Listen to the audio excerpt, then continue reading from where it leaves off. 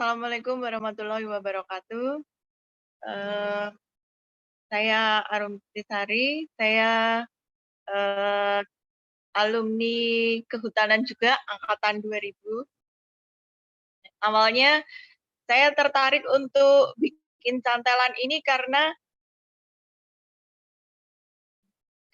ini ya, saya lihat postingan Mbak Ekan dan juga Mbak Heni tentang Mbak Ardiati, yang mana Mbak Ardiati ini berusaha melakukan aksi jogotongo dengan cara mencantalkan bahan makanan yang sudah dibungkusi.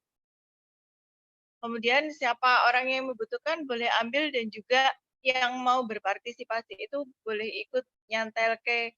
Kalau menurut saya itu suatu yang apa ya, sederhana sekali untuk dilakukan, tapi manfaatnya sungguh sangat luar biasa ya di masa-masa pandemi ini karena saya ya di lingkungan tempat tinggal saya itu saya sedikit tahu kalau banyak sekali keluarga yang memang itu berasal dari keluarga prasejahtera, dengan mereka itu mata pencahariannya, eee, tidak tentu dapatnya itu jadi jadi tukang batu atau, kuli angkut di pasar, buruh bangunan, buruh tani, kayak gitu. Jadi saya pikir ini bisa sangat membantu sekali.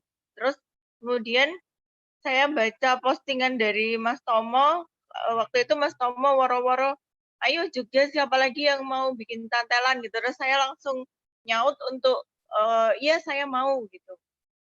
Terus akhirnya saya dihubungi Mbak Ekan, terus kemudian saya dapat dana stimulus awal itu Rp500.000, kemudian besoknya saya belanjakan. Untuk pertama kali itu, awalnya saya cuman nyantel ke 6 bungkus, karena saya pikir ini cuman sebagai stimulus ya. Jadi saya berharap dengan dibuatkan cantelan seperti ini, jadi nyontoni untuk, warga masyarakat yang kebetulan mampu di situ itu juga mau untuk ikut nyantel ke gitu.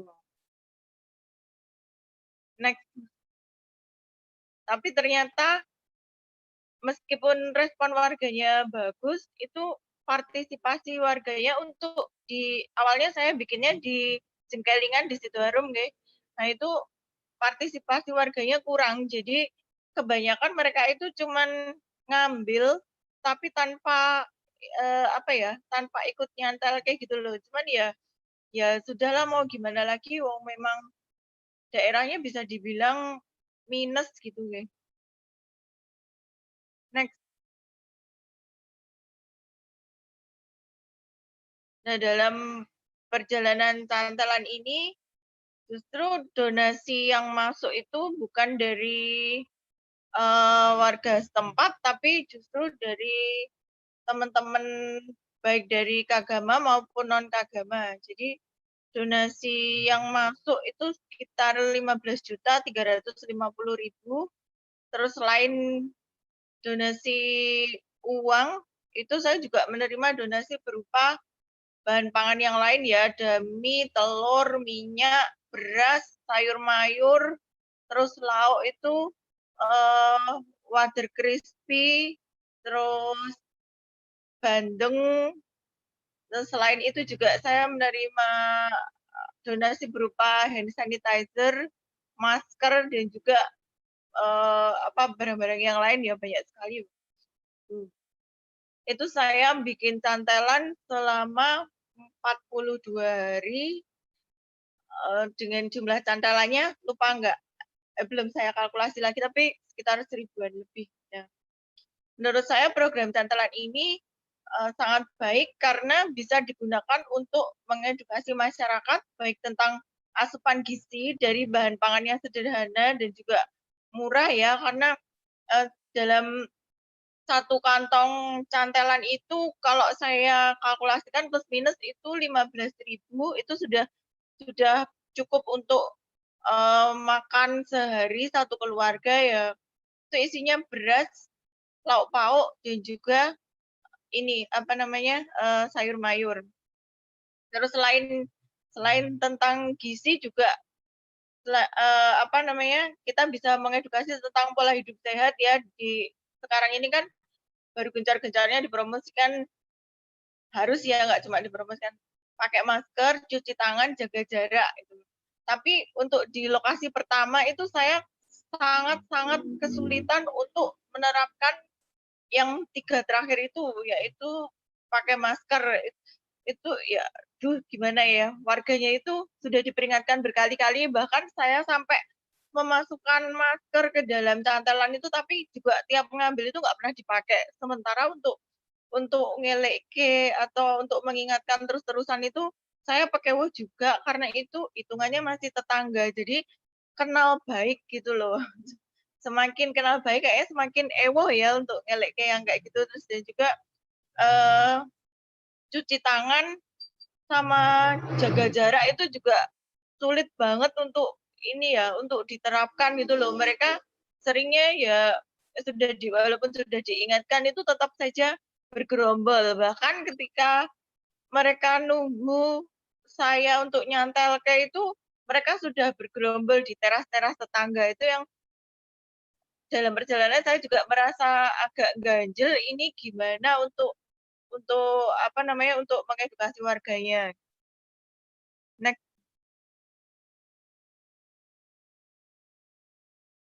terus karena makin hari donasi yang saya terima makin banyak ya, yang awalnya cuma 200.000, kemudian meningkat hingga jutaan. Otomatis jumlah bungkusan cantelan juga saya bikinnya makin banyak, itu meningkat ya, dari 6 bungkus jadi 10, 15, 20, 25, 35, 40, 55, 60, dan yang terakhir itu 110 bungkus. Nah, karena saya lihat donasinya kok banyak, dan kalau cuman untuk melayani warga di satu lokasi saja itu kok kayaknya sudah turah-turah gitulah. Itu makanya saya akhirnya pindah lokasi, itu saya pindah ke Gampeng di apa, Mejeng Kidul, itu pinggir jalan, pinggir jalan besar, jadi bisa menjangkau semakin banyak orang dalam seharinya itu, dan itu untuk umum, bukan, kalau yang pertama kan cuman untuk satu RW. Nah, kalau yang ini untuk umum, itu saya menyediakannya sekitar 40-45 bungkus gitu pada awalnya, dan itu nggak dicantelke dan juga nggak dibungkusi ya, tapi dipaket-paket terus kemudian ditaruh di meja seperti itu. Next, Mas. Nah, ini yang apa, foto yang sudah ditaruh di meja. Ini jadi karena saya berpikir dengan semakin banyak jumlah cantelan, otomatis tuh kalau tetap dibungkus dan dicantelkan itu jumlah sampah plastiknya itu juga meningkat banyak setiap harinya. Jadi akhirnya saya gelar di meja depan rumah, terus syarat bagi pengambil cantelannya itu bertambah satu lagi, yaitu bawa kantong belanja sendiri. Jadi selain pakai masker, jaga jarak, cuci tangan, itu tambah bawa kantong belanja sendiri. Nah, itu apa, kalau menerapkan di tempat yang baru ini agak lumayan berhasil, karena saya nggak kenal sama orang-orang yang ambil, walaupun ada dari yang apa, lokasi cantelan yang lama tetap juga ikut ngambil, tapi karena yang lain saya saklek ya, artinya kalau misalnya mereka nggak bawa masker, itu benar-benar nggak boleh, saya tidak perbolehkan untuk ngambil. Tolong pulang dulu Bu, maskernya diambil. Kok ini syaratnya bawa masker, nah, apa, pakai masker gitu. Terus biasanya ya masih ngeyel ya, biasa ya, besok Mbak, besok nggak ada besok-besok, besok belum tentu saya nyantel lagi, atau belum tentu saya menyediakan bahan pangan seperti ini lagi.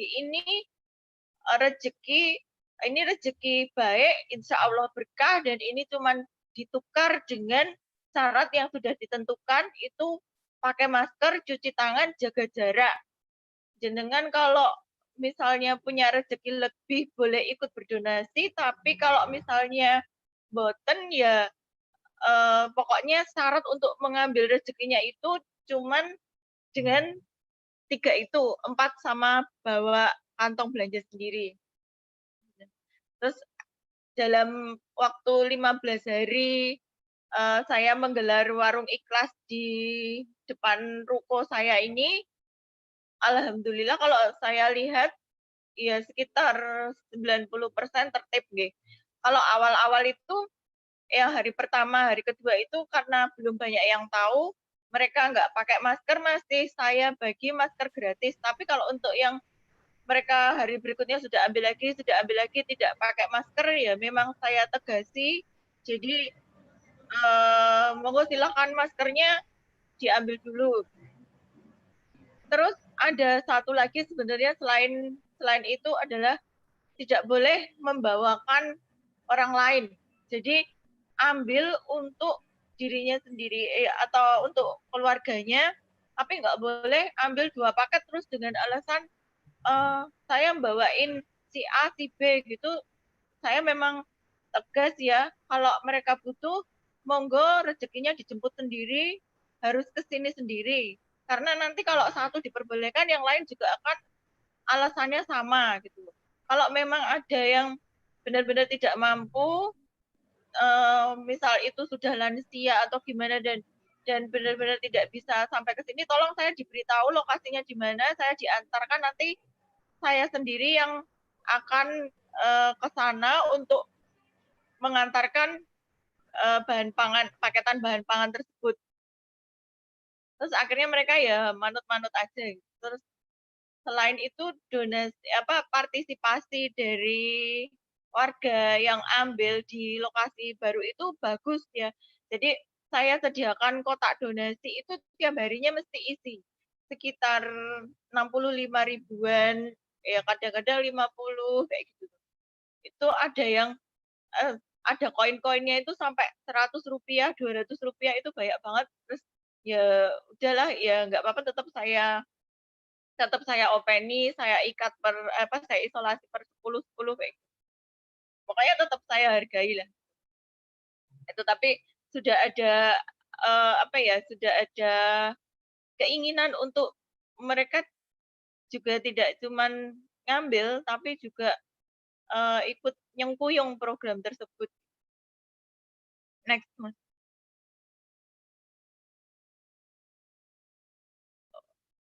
Nah, ini pada akhir program yaitu saya selesai tanggal 30 Juni 2020, donasi dari warga itu mencapai Rp727.100.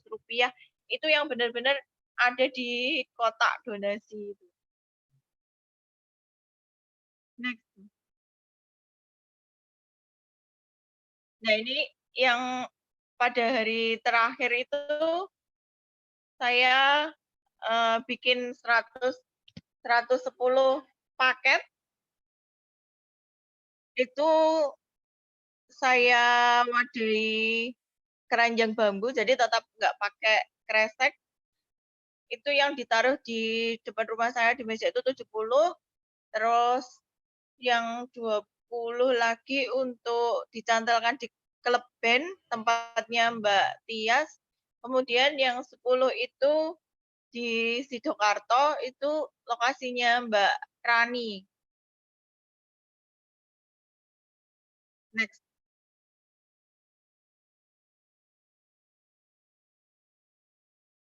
Terus ketika program selesai itu donasi masih tersisa 1.527.100. Itu saya gunakan untuk program pemberdayaan. Ini juga ceritanya agak panjang, jadi kebetulan ada teman saya SMP yang rumahnya itu dekat dengan ruko saya ya, jadi tetangga. Itu dia WA saya suatu hari, dia tanya, boleh apa enggak kalau ambil cantelan gitu. Terus saya bilang boleh gitu. Dia bilang kalau tapi saya malu kalau cuman ambil. Tapi saya bisa apa ya untuk bantu. Terus akhirnya, kalau donasi uang saya nggak ada, dia bilang gitu. Akhirnya dia tiap hari itu bantu bikin cantelan dengan dia minta upah setiap hari itu satu satu bungkus cantelan. Pokoknya itu cuman asal anak-anaknya bisa makan. Itu saya nangis ya waktu itu. Ya Allah, ini bukan orang jauh ya, ini teman SMP, lumayan kenal dekat. Ternyata kondisinya seperti itu. Terus selama dia membantu bikin cantelan itu, saya sambil menggali-gali informasi itu, dia punya keahlian apa, bisa apa. Ternyata dia bisa bikin bakso. Terus saya modali untuk bikin bakso. Awalnya saya pesen untuk dicantelke.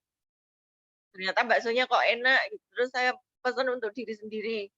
Waktu saya upload tuh ada beberapa teman yang juga ikut pesen. Akhirnya saya modali untuk bikin bakso itu. Karena sudah lumayan jalan. Nah, ini sisa donasi itu sebagian saya gunakan untuk memodali dia bikin bakso dengan berapa varian ya. Jadi ada yang original, ada yang keju, ada yang pedas. Terus kemudian produk yang lain itu nugget, terus tahu bakso ya seperti itu. Kemudian saya dapat bantuan vakum untuk kalau misalnya mau di frozen biar bisa dikirim ke luar kota gitu. Tapi ini masih proses trial and error, kami masih masih berusaha dapat resep atau dapat formulanya yang benar-benar enak, jadi nanti kalau dikirim ke luar kota itu tidak mengecewakan konsumennya gitu. Terus sebagian dari uang donasi yang tersisa itu saya sumbangkan untuk pemberdayaan ibu-ibu di klub band itu yang menginisiasi Mbak Tias juga, itu sekitar 1 juta, itu untuk bikin serundeng sama sambal pecel. Gitu. Jadi sisanya sisanya saya gunakan untuk pemberdayaan masyarakat. Next, sekian cerita dari saya. Matur nuwun. Mohon maaf kalau ada salah-salah kata atau yang kurang berkenan.